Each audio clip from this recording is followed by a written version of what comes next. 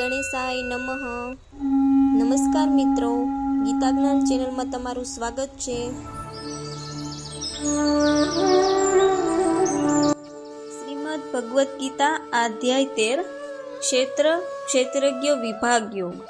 ક્ષેત્ર તથા ક્ષેત્રના જ્ઞાતા વચ્ચેના ભેદ દર્શન દ્વારા યોગ. ભગવદ્ ગીતામાં કુલ 18 અધ્યાયો છે, જેનું સંપાદન 3 વિભાગોમાં કરવામાં આવ્યું છે. પ્રથમ વિભાગના 6 અધ્યાયોમાં કર્મયોગનું વર્ણન કરવામાં આવ્યું છે.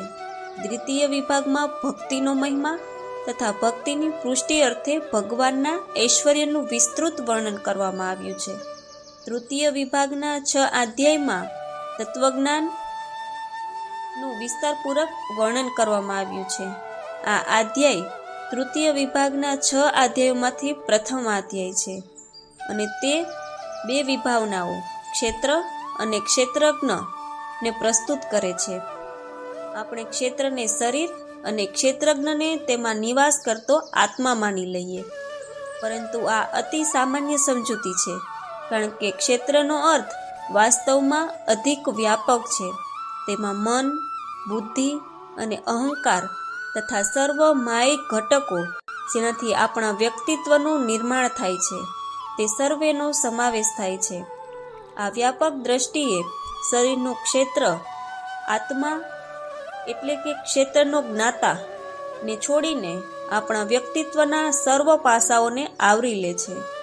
જે પ્રકારે એક ખેડૂત ખેતરમાં બીજનું વાવેતર કરે છે અને તેના પાકની લણણી કરે છે, તે પ્રમાણે આપણે આપણા શરીરરૂપી ક્ષેત્રમાં શુભ તથા અશુભ વિચારો અને કર્મનું વાવેતર કરીએ છીએ અને તેના પરિણામ સ્વરૂપ ભાગ્યની લણણી કરીએ છીએ.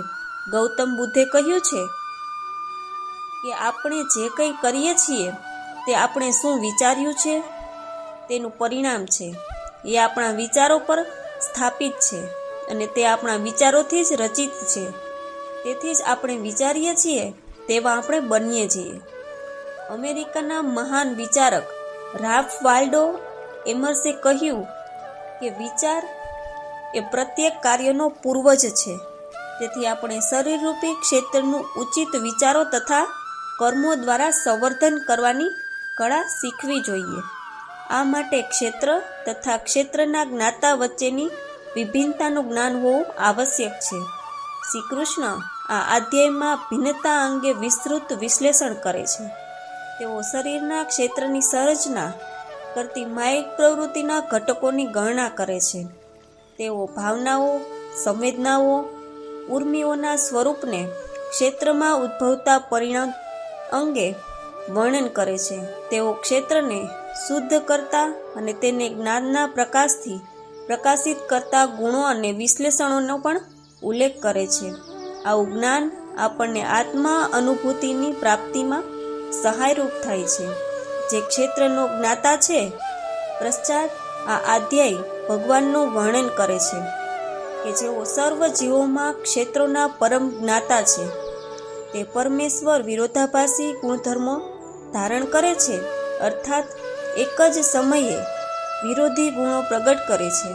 આમ તેઓ સૃષ્ટિમાં સર્વવ્યાપક છે અને છતાં સર્વ જીવનના અનંતકરણમાં સ્થિત છે. આ પ્રમાણે તેઓ સર્વ જીવના પરમ આત્મા છે. આત્મા, પરમાત્મા અને માયિક પ્રકૃતિનું વર્ણન કરતા પશ્ચાત શ્રી કૃષ્ણ જીવો દ્વારા કર્મો માટે કોણ ઉત્તરદાયી છે અને સંસારના વિશાળ ફલક ઉપર કાર્યકારણ માટે કોણ ઉત્તરદાયી છે તે અંગે સ્પષ્ટતા કરે છે કે જે લોકોને આ ભિન્નતાનો બોધ છે અને કાર્યના કારણ અંગે સ્પષ્ટ નિર્દેશ કરે છે, તેઓ વાસ્તવમાં જોઈ શકે છે અને તેઓ જ્ઞાનમાં સ્થિત હોય છે. તેઓ સર્વ જીવોમાં પ્રવર્તમાન પરમાત્માનું દર્શન કરે છે અને તેથી તેઓ મનથી કોઈની અહેવાલ કરતા નથી. તેઓ વિવિધ જીવોને એક જ માયિક પ્રવૃત્તિમાં સ્થિત જોવે છે. જ્યારે તેઓ સર્વ અસ્તિત્વમાં એક સમાન આધ્યાત્મિક મૂળાધારને વ્યાપક જોવે છે, ત્યારે તેઓ બ્રહ્મનો સાક્ષાત્કાર પ્રાપ્ત કરે છે. જય શ્રી કૃષ્ણ.